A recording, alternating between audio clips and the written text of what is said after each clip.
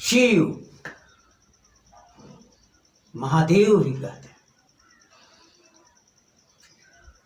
सर्वाधिक पूज्य देवता, सर्वाधिक रहस्यमय देवता, सर्वाधिक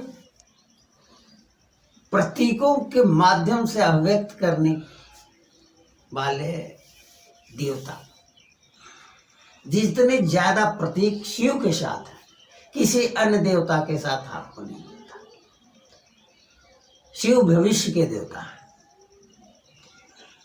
और भविष्य में आकाश या शून्य की कल्पना करना बौद्धिक प्रतिभा को बढ़ाता है। शिव का जितने भी जो विषय धारण किए हुए हैं सब वो मन का प्रतीक है। हम भविष्य में नहीं जान सकते, भविष्य की कल्पना नहीं कर सकते। हम कल्पनाओं के माध्यम से भविष्य में जा सकते हैं, हम यथार्थ में भविष्य में नहीं जा सकते।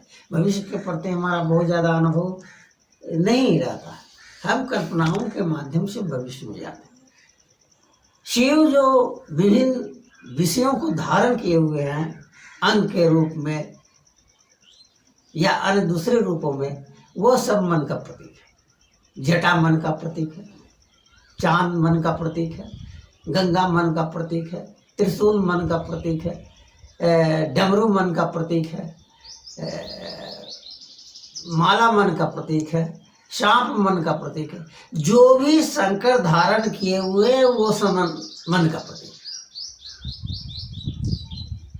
और मन की उच्चतम अवस्था में शून्य के साथ साथ प्रकृति का हम अध्ययन करते हैं, चिंतन करते हैं, मनन करते हैं और शून्य हमारा केंद्रीय विषय होता जाता है। शंकर को महादेव इसीलिए कहा जाता है।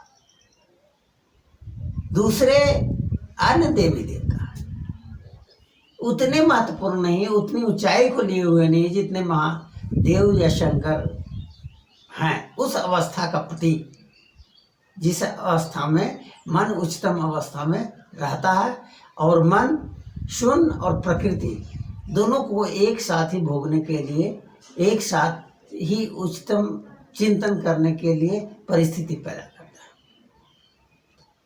अब इसकी चर्चा हम बाद में करेंगे कि शंकर की जो विभिन्न चीज़ों को जो धारण किए हुए हैं, डमरू, संग, ये माला, सांप, जटा, इन सारे विषयों को अलग अलग चर्चा करने की ज़रूरत है।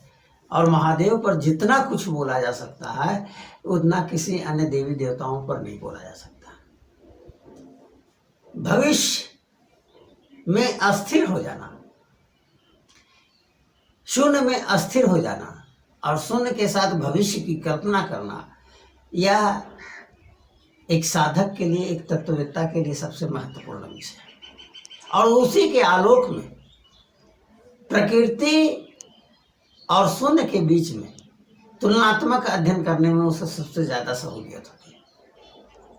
शुरुआती दौर में यदि साधक भविष्य के शून्य में विचरण करना चाहता है तो उसे बहुत सारा कष्ट होता है, उसे मानसिक क्लेश झेलना पड़ता है।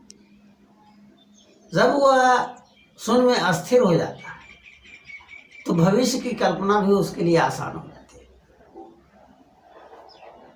एक तत्ववेत्ता की गहराई में जो जाने की बात है, गहरा गहरा गहरा गहरा अनंत गहराई, और उस अनंत गहराई में जितनी ज्यादा गहराई में वो जाता है एक साधक, एक तत्ववेत्ता, उतनी ज्यादा उसमें शून्य को अभिव्यक्त करने की प्रवृत्ति बढ़ते जाती है, शून्य की अभिव्यक्ति क्षमता बढ़ती जाती है। यह एक तत्ववेत्ता की परम उपलब्धि, इसे आप मान सकते हैं। और वास्तव में जितने शास्त्रों की रचना हुई, उस अनुभूति के दरमियान, उस अनुभूति को भोगने के पश्चात ही, उच्चतम स्थिति के पहुंचने के पश्चात ही शास्त्रों की रचना हुई है, यह जान लेने की जरूरत है। तो शून्य के प्रति जब हम काल पर आधारित देवताओं को बांटते हैं तो शिव भविष्य के देवता हैं, भविष्य का आकलन है, भविष्य का विचरण करने की स्थिति है, वह शून्य है, वह भविष्य है। और यह चिंतन और मनन ही शिव की कल्पना देता है। और शिव परम उपलब्धि है, परम उपलब्धि है, परम उपलब्धि।